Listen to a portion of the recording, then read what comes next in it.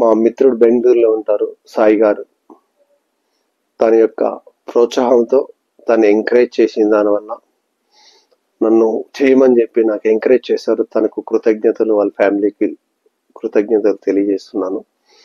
ఈ general topics లో కొన్ని కొత్త కొత్త విషయాలు ఉంటాయి. మీకు బోర్ కలిగించచ్చేమో, నాకేమో మీకు నేను చేసినది వృత్తిలో కొన్ని మీతో షేర్ చేసుకోవాలని నేను మీ ముందుకు వచ్చాను, దాన్ని తీసుకొచ్చాను.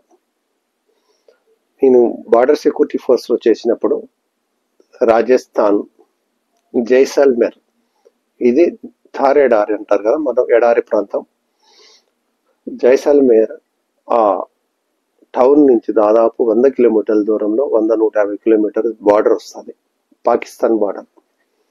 ఆ పాకిస్తాన్ బార్డర్ కు సమీపంలో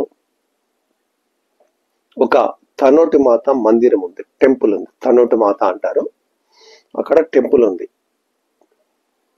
1971లో పాకిస్తాన్ వాళ్ళు, మనకు 2 సార్లు యుద్ధం జరిగింది, వాళ్ళు మన బార్డర్ లో ప్రవేశించి వచ్చేసారు.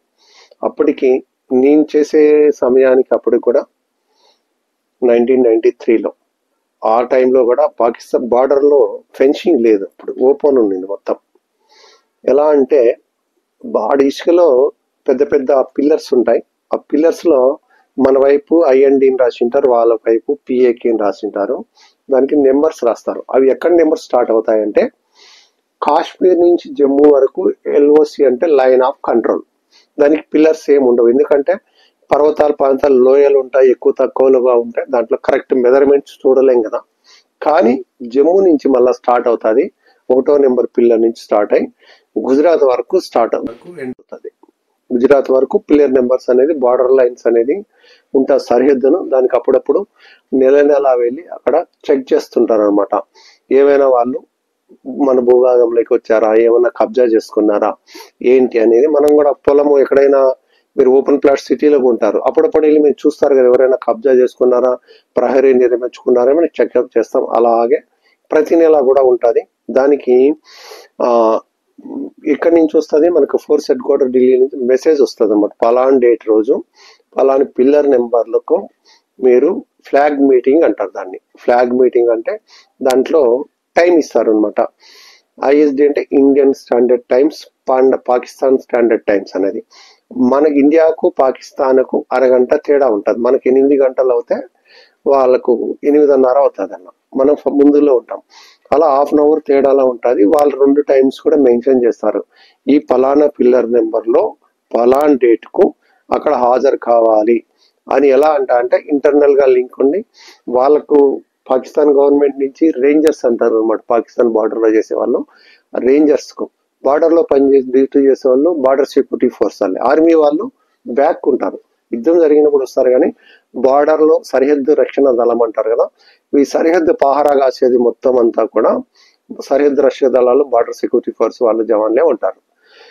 అక్కడ ఫ్లాగ్ మీటింగ్ కోసం ఏం చేస్తారు, ఆ రోజు డేట్ ఇచ్చినప్పుడు మా ఎక్కడైతే అక్కడ దగ్గర సమీపంలో ఏ బెటాలియన్ కి సంబంధించిన పోస్ట్ ఉందో వాళ్ళకు ఇంటిమేషన్ వస్తుంది బెటాలియన్ హెడ్ క్వార్టర్ కు, మీకు పలాని డేట్ రోజు పలాని టైం కు మీరు అక్కడ కలిసి రండి, ఏమైనా సమాచారం ఉంటే కూడా అందజేస్తారనమాట. అప్పుడు కొందరు జవాన్లు తీసుకొని అక్కడ ఒంటెల మీద వెళ్తారు బార్డర్లకి. నేను చాలా సార్లు వెళ్ళాను.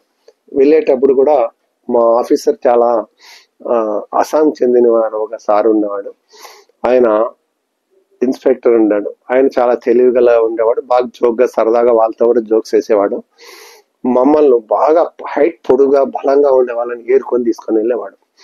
అంటే చూస్తే ఇండియన్ జవానులు ఇంత రాజానుబాహులు ఉన్నారు, ఇంత కండ పుష్టి బలంగా ఉన్న వాళ్ళు ఉన్నారు అని చెప్పేసి వాళ్ళకు ఫీలింగ్ కలగడం కోసం. ఎందుకంటే మాక్సిమం హైట్ ఉన్న వాళ్ళనే డిఫెన్స్ లోకి మనం వెళ్ళేటప్పుడు సెలక్షన్ అనేది జరుగుతుంది. అంత హైట్ తక్కువ ఉన్న వాళ్ళు పక్కన వాళ్ళు తీసుకోరు కదా, మినిమం వెయిట్ ఉంటారు. కానీ ఇంకా బాగుండాలి పర్సనాలిటీ చూడడానికి.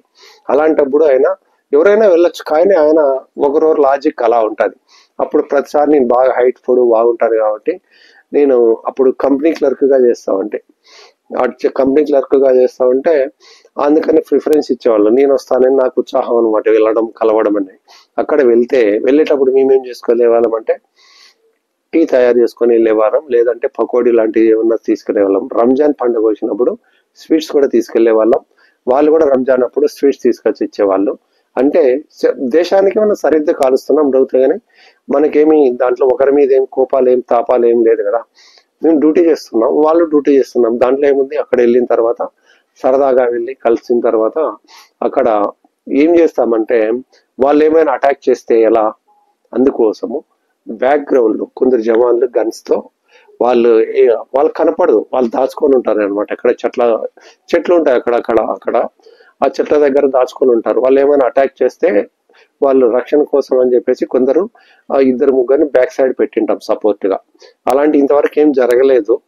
వెళ్ళిన తర్వాత అప్పుడు నేనున్నప్పుడు ఏమంటే ఫెన్సింగ్ లేదనమాట. బాగా ఫెన్సింగ్ ఏం లేకపోతే మేమేం చేసేవాళ్ళం అంటే వెళ్ళేటప్పుడు గ్రౌండ్ షీట్ ఒకటి తీసుకెళ్లే వాళ్ళం. అక్కడ వెళ్ళిన తర్వాత అక్కడ పరిచేసి కూర్చొని షేక్ హ్యాండ్ ఇచ్చేవాళ్ళం, కౌగులు ఇచ్చుకునే వాళ్ళం, విచారించుకునే వాళ్ళం. మీ జీతం ఎంత వస్తుంది, అలా వస్తుంది, మీ ఊర్లో పంటలు ఎలా పండుతున్నాయి, మీకు ఎలా ఉన్నాయి, ఏం రేట్ ఉన్నది, అలా ఉన్నదని ఈ పుచ్చకపాటి కబుర్లు అంతే. బాగా సరదాగా అంటే ఫ్రెండ్లీగా మాట్లాడుకునే వాళ్ళం. వాళ్ళకు పాకిస్తాన్ వాళ్ళకు బీడీలు ఉండవు, దొరకవు.